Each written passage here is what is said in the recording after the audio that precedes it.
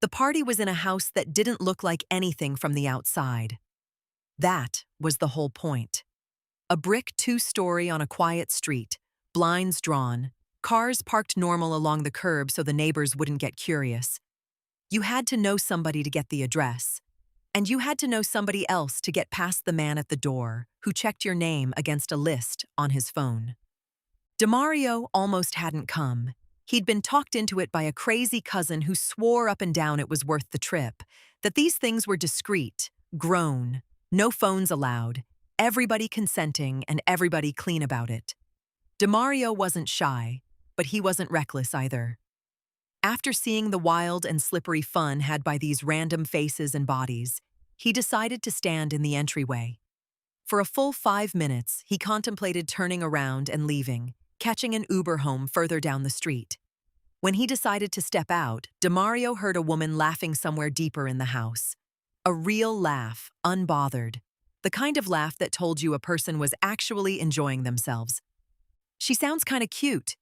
Let me see what this woman looks like. If she's busted and disgusted, I'm out, he said to himself. He figured why not get some enjoyment, especially after coming all the way out here. The living room had been cleared of most of its furniture. The LED lighting strips were set to a timer. Every 15 minutes, the lowly lit house would glow in either red, blue, gold, or green, with R&B music turned down to a pulse you felt more than heard. There were maybe 20 people, all of them beautiful in that curated way people get when they've decided in advance that tonight is a night for it. And in the middle of all that, sitting on the arm of a couch with a glass of something dark in her hand and looking supremely uninterested in everything happening around her, was the most beautiful woman DeMario had ever seen. Her name, he would learn later, was Simone. She wasn't performing. That was the first thing he noticed. Everybody else in that room was on, dialed up, playing a version of themselves.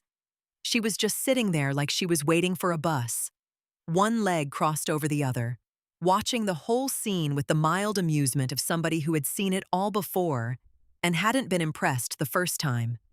Then she looked up and caught him staring, and instead of looking away, she raised one eyebrow like, "And?" DeMario smiled. She didn't smile back, but she didn't look away either, and that was its own kind of answer. The way these things worked, you didn't just walk up to somebody. There was a rhythm to it, partners drifting and pairing and repairing, and for a while, the room kept them apart. First, some slim, model-esque Eurasian woman pulled DeMario into a conversation.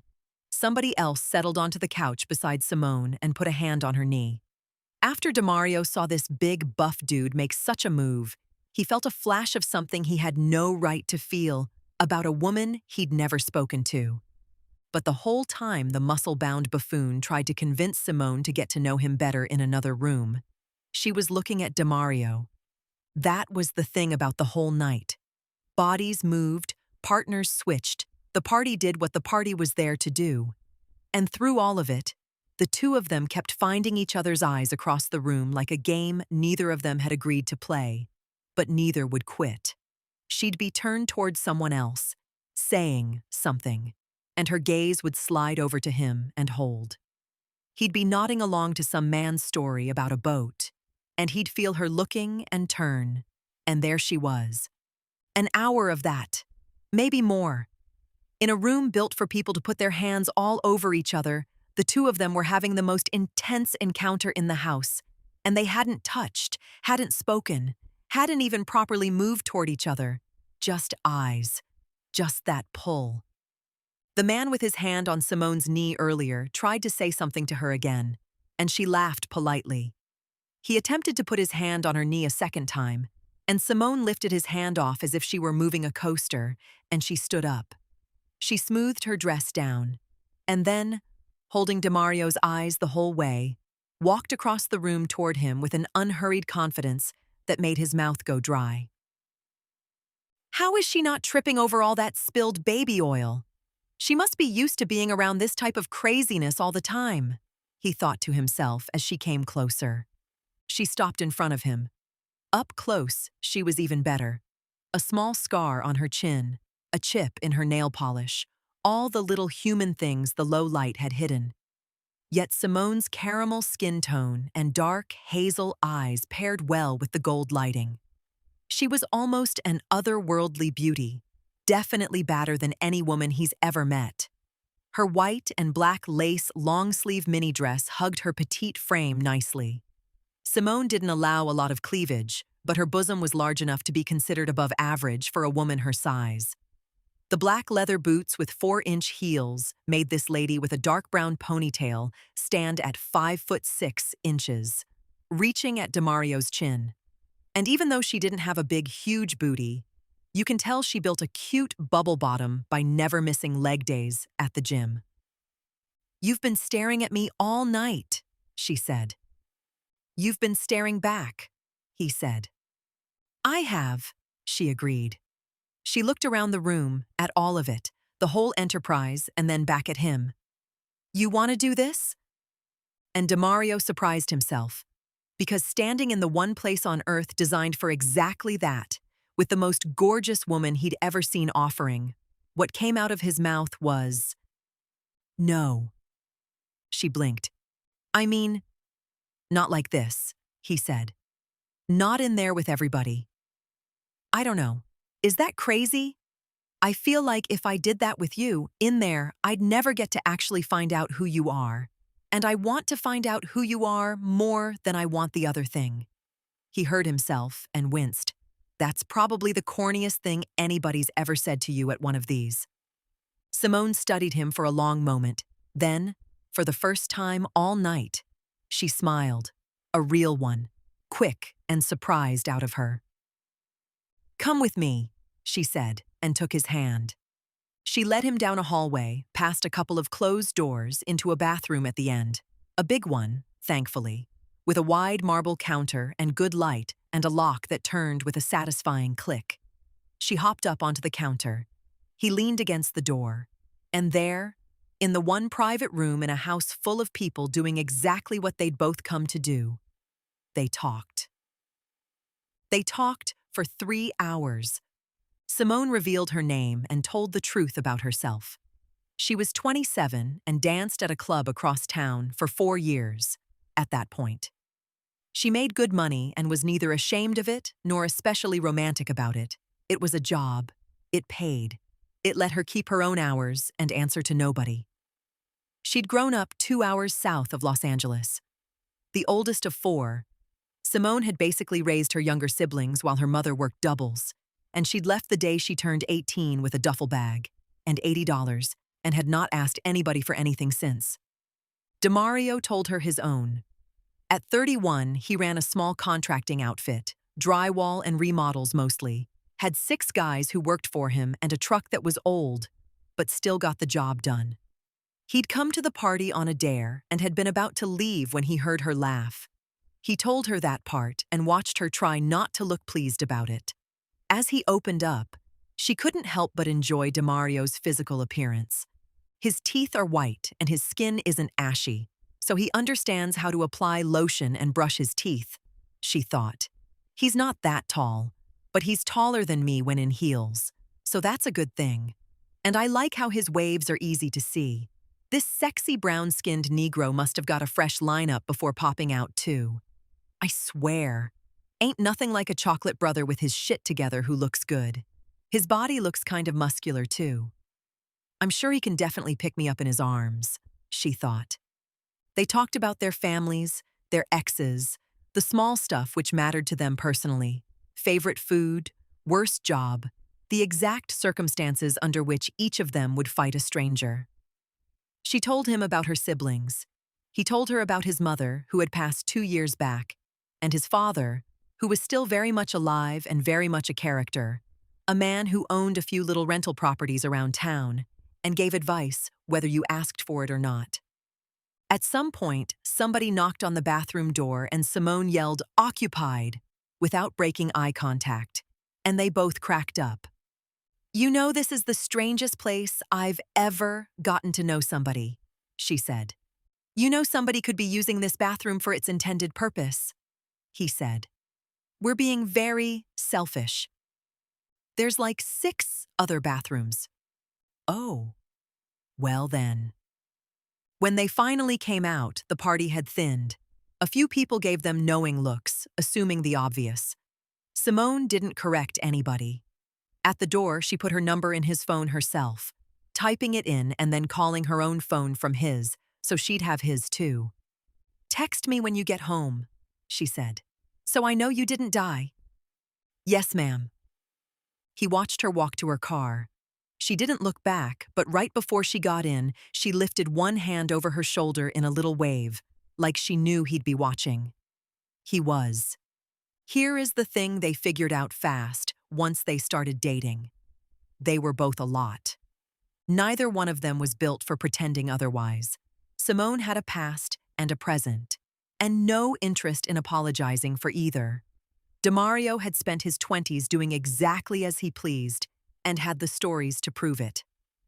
On their third date, dinner at a taco spot with plastic chairs and the best carne asada in the city, they laid it all out on the table like two people negotiating a contract. "I'm going to be honest with you," Simone said, hot sauce in one hand. "I like what I like. I'm not a sit-home-and-knit type. Never have been. I never asked you to be. I'm just saying, before you go getting all attached, you should know what you're attaching to." Demario leaned back in the plastic chair. "Simone, I met you at a freak-off." She laughed so hard she had to put the taco down. "I'm not confused about who you are," he went on. "And I hope you're not confused about who I am, because I've done my dirt too. I'm not out here pretending to be a choir boy." "Oh, I know you're not." "So," he spread his hands. "Look, I'm a hoe. You're a hoe.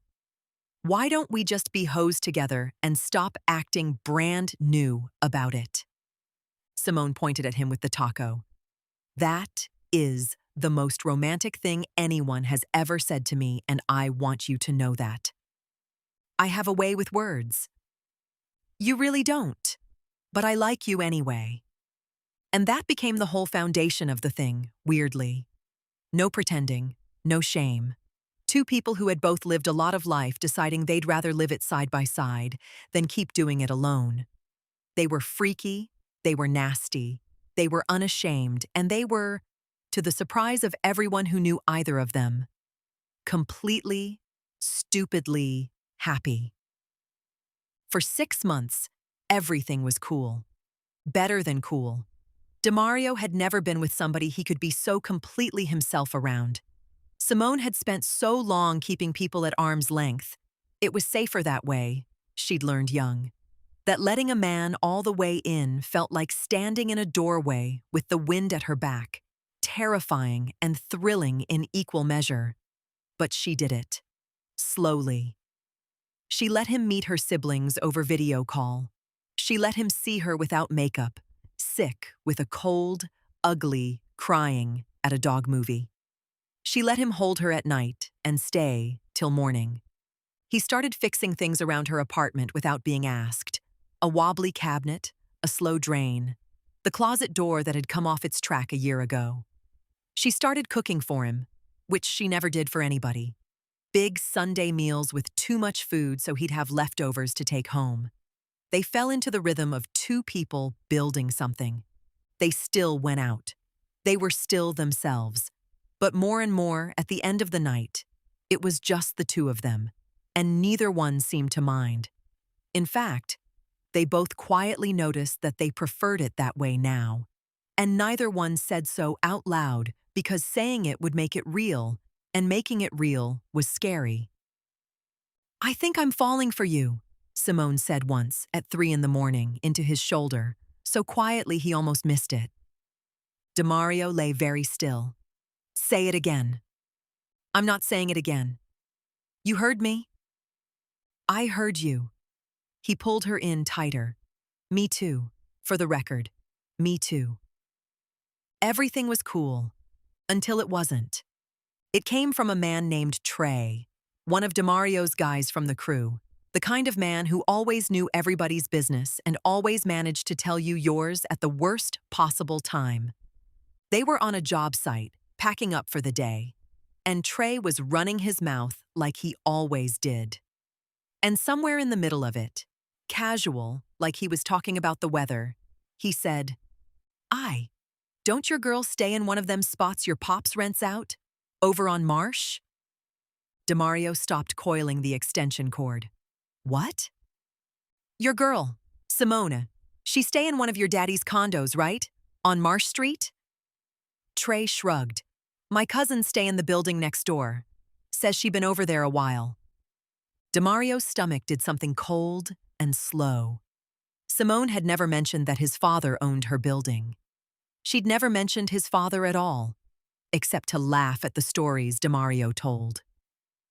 Why wouldn't she mention that? Why would she keep something like that from him? And then Trey, who could never leave well enough alone, who saw the look on DeMario's face and decided to make it worse instead of better, added the thing that lit the whole fire. I mean, you know how your pops is, he said with a grin. A stupid, poisonous grin. Man like that, pretty young thing renting from him, staying over there all hours. Word around the way, is your girl and your daddy real close? You feel me? Close, close. DeMario felt the blood leave his face. Watch your mouth, he said. I'm just saying what people saying, bro. Don't shoot the messenger. Trey held his hands up, still grinning. Maybe it's nothing. Maybe it's something. All I know is she over there a lot. And your pops don't let nobody stay over there a lot for free. Know what I'm saying? DeMario threw the extension cord in the truck and drove off without another word. He should have called Simone. Any reasonable person would tell you that. He should have called her, or better yet, gone to see her, and said, hey, I heard something crazy today. Help me understand it. Instead, he sat in his truck in a gas station parking lot for 2 hours and let the poison do its work. Because here's what the mind does. When it's scared and hurt and already half expecting to be left, it fills in the worst version. DeMario had spent his whole life being a little bit sure that anything good was on loan, that people left, that his mother had left him too, even though she'd died. And that wasn't leaving, not really. But grief doesn't do logic. And now here was this woman he had let all the way in, the first one he'd ever let all the way in. And she'd been keeping a secret, a big one. She lived in his father's building and never said a word. I'm a hoe. You're a hoe.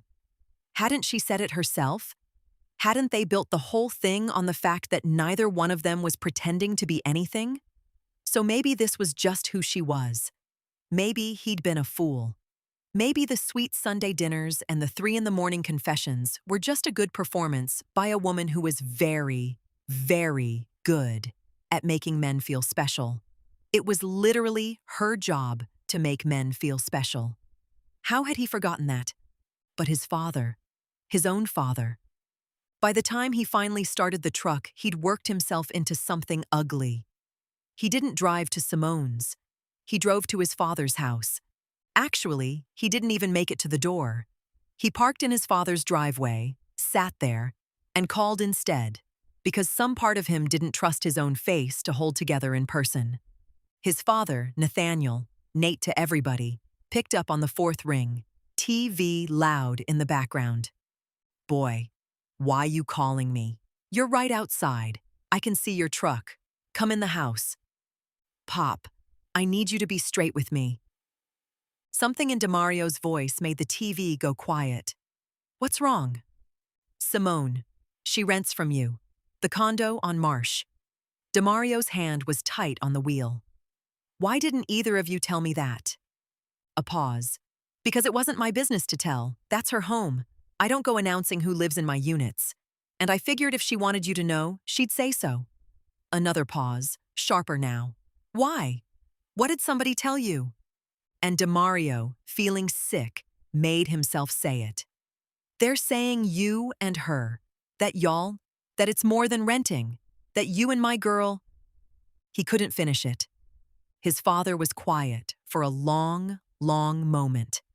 When he spoke again, his voice had gone very low and very cold, and Demario knew that particular tone from childhood, knew it meant his father was as angry as a man could get. Demario, I am going to say this to you one time, and I need you to hear every word. Pop. One time. He took a breath before proceeding. That girl rents an $1,800 two-bedroom from me and pays it on the first every single month in cash. Never once been late. That is the entire nature of our arrangement. You hear me? The entire nature. Now, his father went on, and some of the ice melted out of his voice, replaced by something tireder and sadder. You want to know why she's over there, and why I know her at all, since clearly some fool been filling your head with garbage. So let me tell you what actually happened, and then you can decide what kind of man you're gonna be about it. Demario said nothing. He gripped the wheel. Few months back, before you was even in the picture, that girl came knocking on my door at 11 o'clock at night, shaking. Shaking. Demario. She danced at that club. You know that. Well, some man had been coming in there, coming in every night, fixating on her, following her to her car, learned where she lived, started showing up outside the building, leaving things on her windshield. She was scared out of her mind, and she didn't have anybody, no daddy, no brother, no man to sit with her, so she came to her landlord, which is me, because I was the closest thing to safe she could think of. Demario closed his eyes. And you know what I did? I did what any decent man does. I got my shotty and I went and sat on that girl's couch and I stayed there. 3 nights. 4, maybe. Sat up on that little couch with my piece across my lap while she slept behind a locked bedroom door, so that if that lunatic came through the door, he'd have to come through me first. That's it. That's the whole thing. Nothing happened on that couch but me getting a crick in my neck and running down my phone battery playing solitaire. Pop. I'm not done. The police finally got him. Turned out he'd done it before to another girl, had warrants. And they locked him up. And once he was gone, I stopped staying over because she didn't need me to anymore. And the only other thing I ever gave that girl, Demario, the only other thing, was advice. Fatherly advice. Because she never had nobody to give her any. I told her she was worth more than she thought. I told her to keep her money in the bank and not in a shoebox. I told her that a good man was gonna come along one day, and she should let him in even though it scared her. His father's voice cracked, just slightly. And then, God help me, my own son turned out to be that man. And here you are on the phone accusing me of the nastiest thing you could think of because some jealous nobody wanted to see your face when he said it. The silence in the truck was enormous. Now you tell me, Nate said quietly. You tell me who you'd rather believe, the man who raised you or the fools out in the streets. Demario put his forehead on the steering wheel. I'm sorry, Pop, he said. Don't tell me sorry. I'm not the one you got to worry about. He took another long breath. You got any idea what it's gonna do to that girl if she finds out you thought this? A girl who spent her whole life learning that letting people in gets you hurt? You went and proved her right, son. First time she opens all the way up, and you go and prove her right. Demario felt that land like a punch. Go fix it, his father said, if you can. And Demario, whatever fool told you this mess, you keep him away from me, because I'm too old to catch a charge, but for him, I'd think about it. The line went dead. Demario sat in the driveway a long time. Everything looked different now, replayed through the truth. The nights she'd been vague about a few months back, going through some stuff. I'll tell you about it one day. The way she'd flinch, even now, when a car idled too long outside. The fact that she'd never once mentioned his father, not because she was hiding an affair, but because she was a private person who kept her own business, and because maybe some part of her was embarrassed that she'd been so scared she'd needed a near stranger to guard her door. And what had DeMario done with all of that? He'd taken a woman who had survived something frightening, who had leaned on the only safety she could find, who had then done the bravest thing in her life by letting DeMario all the way in. And he'd looked at all that courage and decided she was a liar and a cheat, because a jealous man on a job site wanted to watch him hurt. He thought about their motto, "I'm a hoe, you're a hoe." They'd said it laughing, and it had been true, and it had been theirs, a way of saying, we don't judge each other, we don't pretend, we take each other exactly as we are. And the first time it got tested, the first time he had a chance to actually extend her the grace that motto promised, he'd failed her completely. He'd used her own honesty about her past as evidence against her. That was the cruelest possible thing he could have done, and he'd nearly done it to her face. He hadn't called her yet. That was the one small mercy. The accusation had gone to his father, not to her. She didn't know. Not yet. He picked up the phone, put it down, picked it up again. He didn't want to do this over the phone. Some things you have to do in person, where the person can see your face and know you mean it. But he also knew Simone, knew that if he showed up at her door unannounced with this energy, she'd read it in a second and put her walls right back up, and he'd lose the chance to do it right. So he called. But he didn't say any of the real stuff. He just said, "Hey, come over tonight? I want to make you dinner." A pause on the line. "You don't cook." "I can cook one thing. Come find out what it is." Another pause. Something in his voice must have carried because when she answered, she sounded careful. "DeMario, is everything okay? You sound weird." "Everything's okay. I just want to see you. Please, come over." "Okay," she said slowly. "I'll come. But you're being strange, and I don't like it." "I know, just come, 7 o'clock. I got you." He had 3 hours and he used every minute of them. He went to the good grocery store, the one across town, and bought real ingredients. The salmon she liked, asparagus, the makings of the garlic mashed potatoes his mother used to make. He bought candles, actual candles, because he'd never once in his life set a table with candles, and tonight felt like the night to start. He bought flowers, then felt like flowers weren't enough and went back in for a second bunch. He bought a bottle of the wine she always ordered and could never justify the price of. Back home, he cleaned the apartment top to bottom. He set the table properly, the way you see in movies, with cloth napkins he had to iron because they'd never been used. He lit the candles and turned the overheads off and stood back and looked at it and felt, for the first time all day, like maybe he could make this right. He was not by nature a romantic man. He'd never done anything like this for anybody. That was almost the point.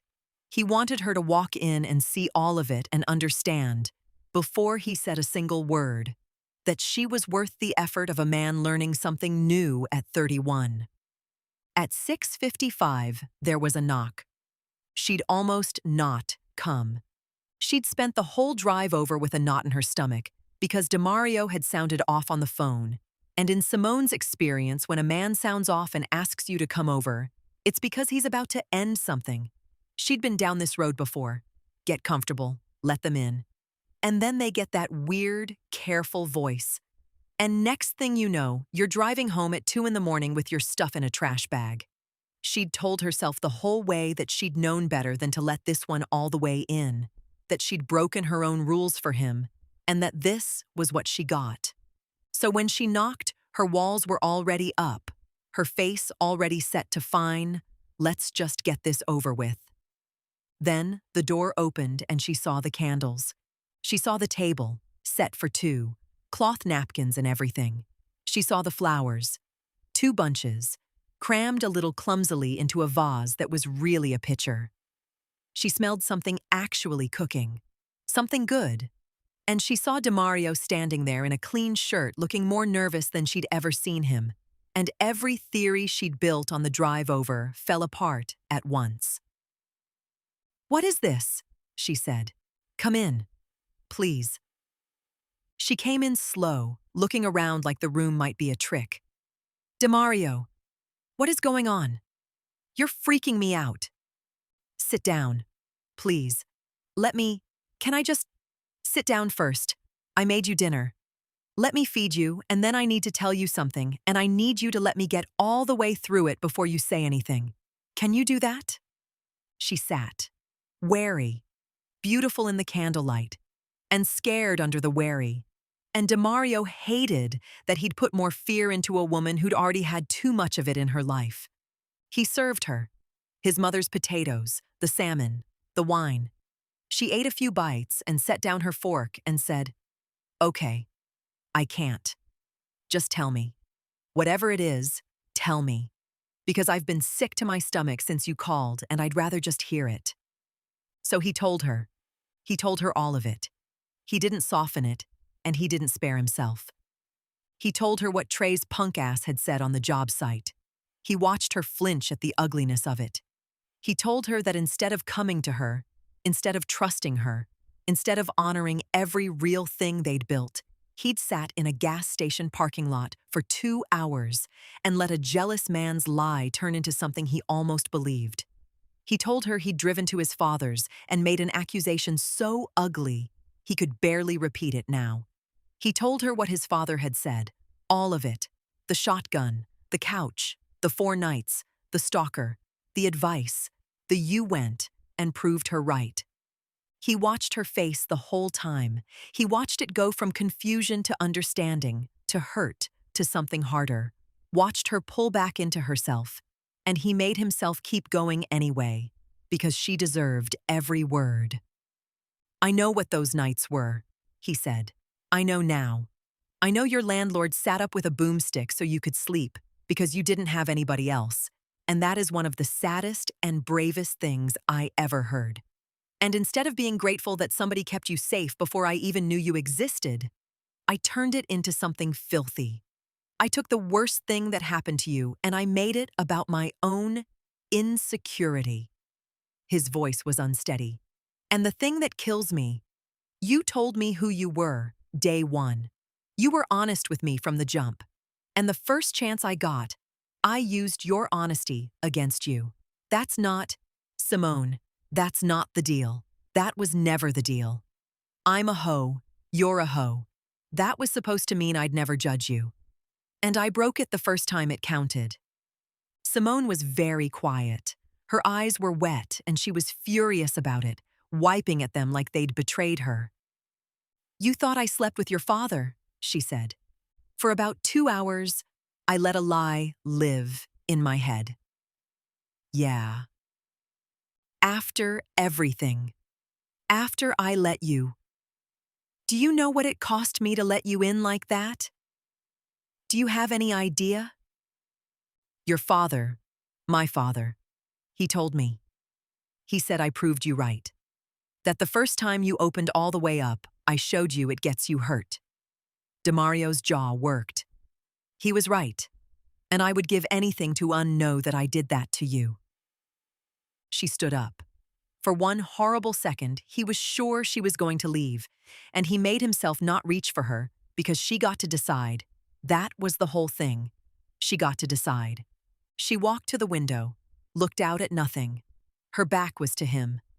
"That man really sat on my couch with a gauge," she said quietly, almost to herself.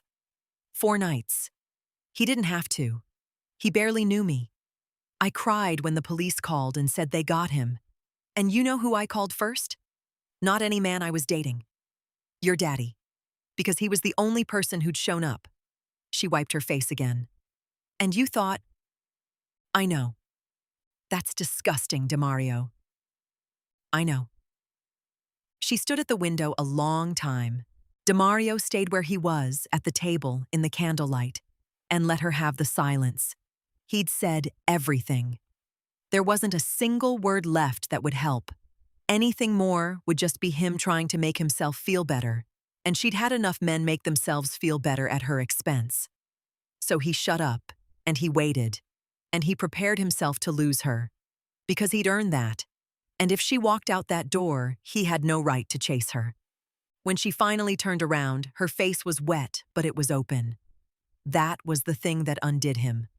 After everything, she was still willing to be open. That was either the most foolish thing about her or the bravest. And Demario was starting to understand it was the bravest. "Here's what I know about you," she said, and her voice was steadier now. "You're the only man who ever pulled me into a bathroom to talk. You fix things in my apartment without me asking. You call your dead mama's potatoes by name. And when you did the worst thing you ever did to me, you didn't lie about it. You didn't let me find out from somebody else. You cooked me dinner and lit some candles. You clearly do not know how to arrange flowers, and you told me the whole ugly truth to my face." She gave a watery, reluctant laugh. "Who taught you to put 2 whole bunches of flowers in a pitcher?" I panicked. One looked lonely. "It looks insane." "It really does." She came back to the table. She didn't sit. She stood over him, close, and looked down at him for a long moment. "I'm not going to pretend it didn't hurt," she said. "It did. It hurt bad. And if you ever listen to some jealous fool over me again, I'm gone. And there's no candles in the world gonna bring me back. You understand me?" "I understand. You come to me, whatever it is. You come to me first, always, and you let me speak on my own life before you go believing what anybody else says about it. That's the deal. That's the real deal." "That's the deal," Demario said. "I swear to God, Simone, that's the deal." She held his eyes a second longer. Then she let out a long breath and something in her shoulders came down. And she sat, not across from him, but in the chair right beside him, close, and picked her fork back up. "This salmon's actually good," she said. "My mother taught me this one thing." "She taught you good." She took another bite, bumped her knee against his under the table, and left it there. "Call your daddy tomorrow and thank him, properly. And then take that boy off your crew, because I'm not spending my life around somebody who'd say a thing like that just to watch you crash out." "Already planning on it." "Good." They talked the rest of the night, the way they had that first night in the bathroom. And by the time the candles had burned down to nubs, the hurt had been talked out of the room. Not erased. You don't erase a thing like that. But understood. And set down. And forgiven. Demario called his father the next morning and thanked him properly, and Nate grumbled about it and then quietly told his son he was proud of how he'd handled the back half of it, if not the front. Demario let Trey's gossiping ass go from the crew that same week. No drama, just done. And Simone, who had spent her whole life waiting for the other shoe to drop, slowly stopped waiting, because the shoe had dropped. The worst version of the thing had happened. And the man had chosen her anyway, out loud, to her face, and had kept choosing her every day after. They stayed exactly who they were. That never changed, and neither one of them ever wanted it to. They were freaky. They were unashamed. They took each other exactly as they came, past and present and all. But the wildness had a home now, and the home had a lock on the door, and inside it there were Sunday dinners with too much food, and a wobbly cabinet that finally sat right, and 2 bunches of flowers that, from that night on, always went in a pitcher on purpose, as a joke, as a promise. "I'm a hoe," she'd say sometimes, grinning, usually when he did something sweet and she needed to cut the tension of feeling too much. "And I'm a hoe," he'd counter. "So, let's be hoes together," they'd say in unison. "Forever," he'd say. And he meant it every single time. And they were, and they did. And, as much as any 2 honest, complicated, unashamed people ever get to, They lived happily ever after. A year on, they hosted a cookout in the backyard of the house they'd moved into together.